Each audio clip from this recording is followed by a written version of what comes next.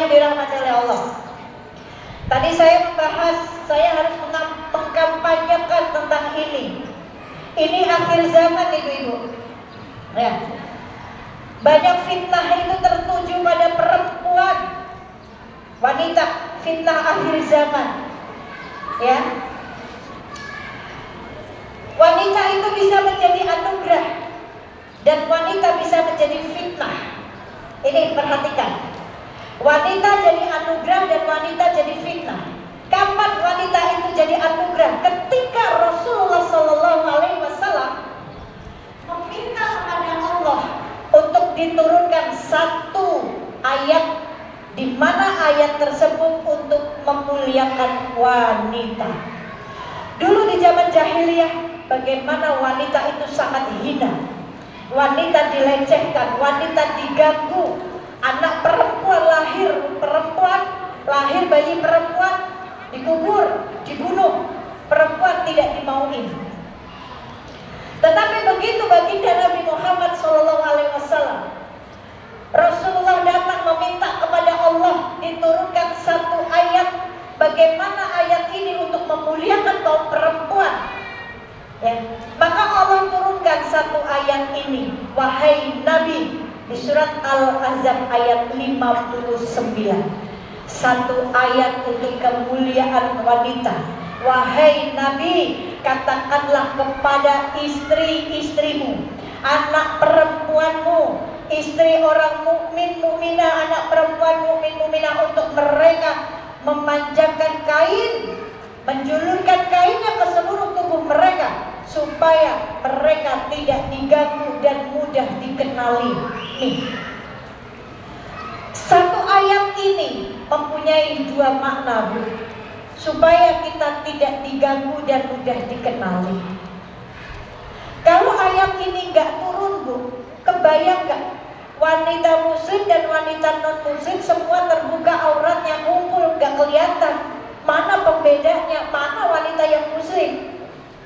Maka dengan ayat ini kita menutup aurat kita. Ini menjadi identitas muslimah. Kita mudah dikenali, kan gitu. Berarti kalau kita udah paham dengan ayat ini bahwa jilbab kita ini menjadi identitas kemuliaan kita, ya jangan kita hinakan. Ajarin anak-anak perempuan kita, Bu. Banyak di sosial media mereka pakai menutup aurat, tapi masih menonjolkan bagian tubuh lainnya dengan berjoget-joget atau menyengajakan. Saya kalau bisa laporin, saya laporin semuanya, Bu. Kesel saya. Beneran? Mengganggu gitu loh. Gak paham, maka ibu coba dicek dong. Sosial medianya anak-anak kita tuh dicek. Barangkali mungkin kita sebagai ibu gak tahu. Anak perempuannya kita kayak gitu, pakai jilbab, tapi nonjolin anggota tubuh yang lainnya, menyengajakan. Apa sih hebatnya? Emang bagus gitu? Enggak, hina banget saya lihatnya. Bikin Rasul menangis, bikin Rasul sedih. Rasul sedih, Bu, demi Allah. Rasul sudah minta sama Allah, minta satu ayat supaya ayat ini memuliakan perempuan. Perempuan dimuliakan karena sudah banyak banget perempuan masuk neraka. Maka Rasul ini datang memuliakan perempuan. Tapi malah banyak banget nih gara-gara sosial media nih. Gampang banget sekarang cari duit di sosial media, jadi pada begini semuanya. Pada ngelunjak satu-satu. Pada nemplokin kotoran-kotoran dosa ke Rasulullah SAW. Padahal Rasul yang bertobat mati-matian, yang nyelamatin kita urusan nerakanya, kita Rasul pikirin. Rasul sedih melihat banyak banget penghuni neraka kaum perempuan. Rasul menangis, Bu. Tapi sekarang perempuan justru melempari kotoran-kotoran dosa di muka Rasulullah. Kalau Rasul dulu diludahi, Rasul ridho, Bu. Rasul usap ludahnya orang Yahudi, Rasul ridho. Tapi sekarang banyak banget umat baginda Nabi Muhammad yang katanya pengen dapat syafaatnya nanti di yaumil kiamah, tapi udah melempari, meludahi dengan apa perbuatannya yang membuat Rasul sedih. Yuk ajari anak-anak kita. Wanita ini jadi fitnah buat laki-laki. Wanita jadi anugerah saat wanita mengerjakan perintah Allah, surat Al-Ahzab ayat 59 tadi. Dan begitu wanita-wanita di zaman Nabi turun ayat ini, mereka langsung takut Bu sama Allah. Mereka ambil kain yang ada di hadapannya mereka julurkan ke seluruh tubuhnya mereka, dan keluar besok kan harinya mereka keluar berbondong-bondong memakai baju hitam seperti burung gagak. Kenapa sih harus hitam? Mungkin orang juga pada nanya, kenapa sih Umi pakai hitam mulu? Kayak gak ada baju lain. Emang benar saya gak punya baju lain. Baju saya di lemari hitam semuanya Bu. Baju saya cuma 15. Gak percaya datang ke rumah saya, buka lemari saya, 15 doang Bu. 15 baju, gak lebih. Cukerpa Bu saya, cuci kering pakai gitu. Gak ketahuan kan? Pakainya itu mulu. Yang warna hitam ini enaknya. Dan hitam itu, warna hitam itu warna pakaian sunnah buat perempuan, warnanya hitam. Tuh. Saya sedang mengerjakan sunnah dalam hari-hari saya dengan saya memakai baju hitam. Gitu. Keuntungannya juga banyak Bu pakai hitam, yang gendut gak kelihatan. Lemak-lemak ketutup, betul nggak? Jadi kurus kita Bu. Ya kan? Ini dulu sebelum rumah saya terbakar Bu, baju saya seabrek-abrek. Lemari saya sama lemarinya Uje saingan Bu isinya. Betul. Kalau Uje kan memang setiap hari dia berdakwah harus ganti baju. Dalam sehari kalau 4 jadwal aja kan keringetan. Saya bawain baju. Mobilnya tuh udah kayak rumahnya Bu. Mobilnya beliau tuh udah kayak mobil perang. Isinya ya perlengkapan semua. Satu hari misalkan ada 4 tempat, ya saya harus bawa bajunya 4 karena keringetan, kan gitu. Saingan Bu. Dulu saya sama juga sama ibu-ibu nih, senangnya pakai dress code kalau ngaji. Ya Bu, betul nggak? Mana ketua majelis taklim? Udah nggak usah pakai dress code bikin pusing.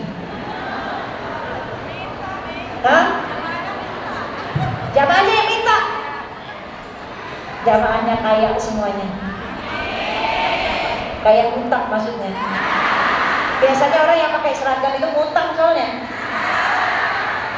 Nah, nyicil 3 kali ya. Belum sampai nyicil 2 kali udah mati. Mati bawa utang seragam. Alhamdulillah. Jangan udah gak usah pakai seragam apa? Hitam aja semuanya udah. Ngaji lagi ngerjain sunnah pakai hitam semuanya. Hitam warna perempuan, warna sunnah. Kalau pakai dress code kasihan yang gak punya dress code-nya Bu. Mau ngaji ngeliat undangannya, dress code-nya warna pink. Saya gak punya baju pink, ya udah deh gak usah ngaji, dosa loh.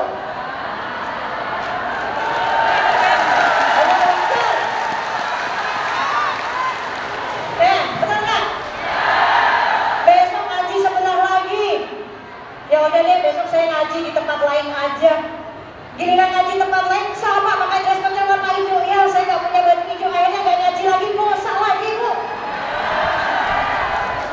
Benar nggak? Udah nggak usah pakai dress code. Ini saya dulu Bu, makanya saya bisa ngomong.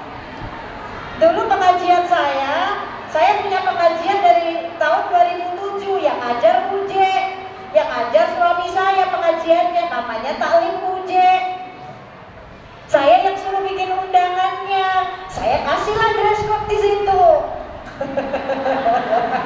Makanya saya bisa ngomong Pak Ibu-ibu.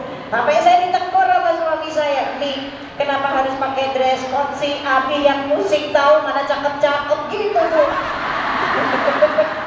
Oh gitu ya? Gitu. Gabi biar cakep aja kalau di foto biru semua, besok pink semua. Nih ini mau ngaji bukan mau foto-foto gitu.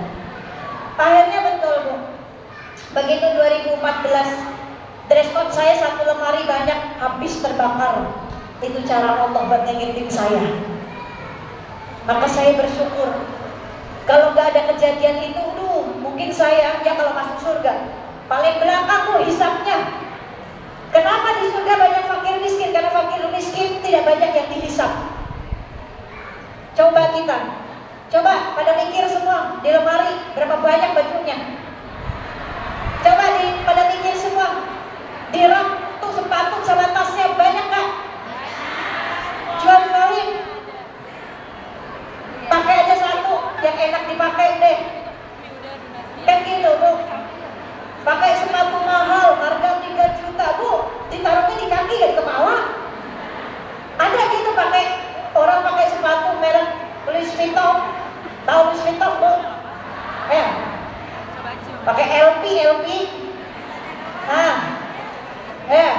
Pakai sepatu LP harga 50 juta, ditaruhnya di mana? Di kaki apa di kepala? Nginjek kekek, ya kan?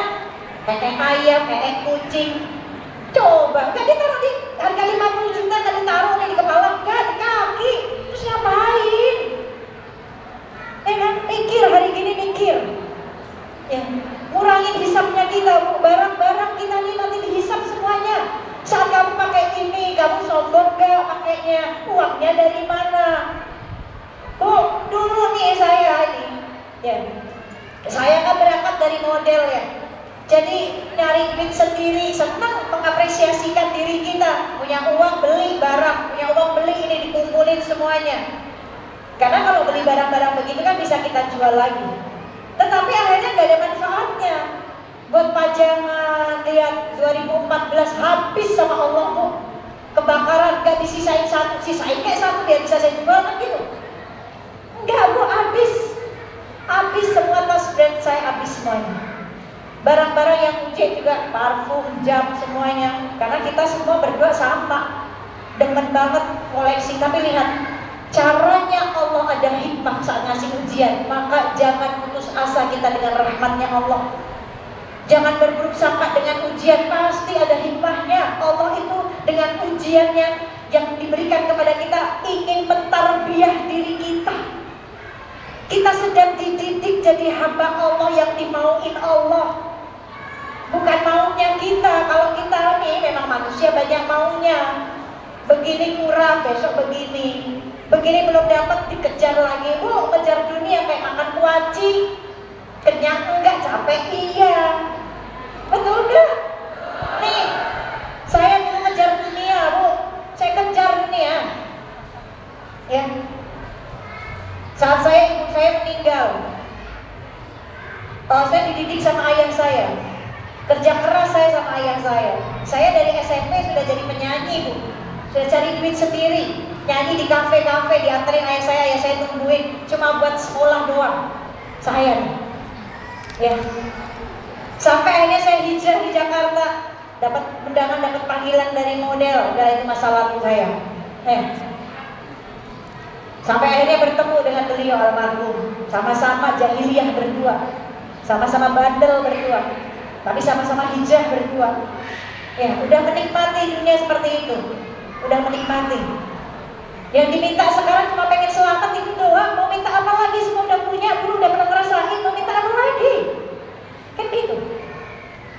Cuma kepengen selamat, kan kita nggak tahu Bu, kita itu selamat atau enggak, betul nggak?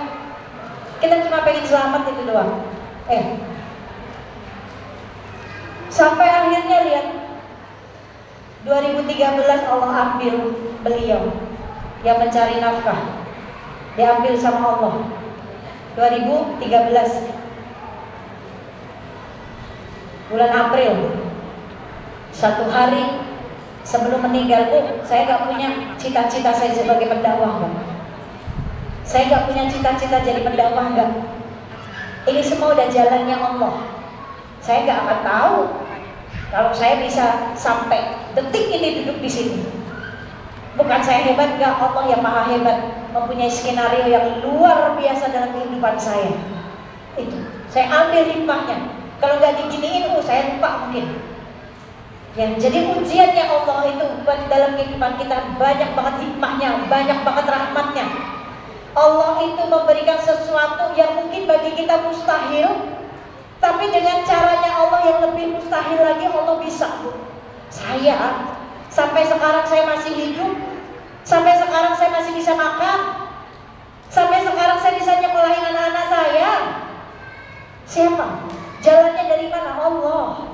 Yang katanya mustahil. Ya dulu saya pernah ngomong begitu. Saat kehilangan suami, bingung mau ngapain, gak punya kerjaan, tidak mempersiapkan itu, kematian mendadak, bingung nanti masa depannya gimana, saya sama anak-anak saya. Ya Allah, tega banget sih ya Allah, kan saya masih muda, anak saya masih kecil. Itu dulu pertanyaan-pertanyaan dalam diri saya, dalam pikiran saya. Why me ya Allah? Kata Allah, why not? Iya, kita bilang kenapa ya Allah? Kenapa saya ya Allah? Kata Allah, kenapa? Enggak. Surat Al-Ankabut ayat 2. Jangan kamu merasa beriman terus akan dibiarkan dengan begitu saja dengan imanmu. Enggak. Itu pertanyaan Allah di surat Al-Ankabut ayat 2. Allah bertanya, jangan kalian merasa beriman dengan iman kalian akan dibiarkan begitu saja. Tanya Allah, tanda tanya dulu. Surat Al-Ankabut ayat 2 itu tanda tanya Allah buat kita.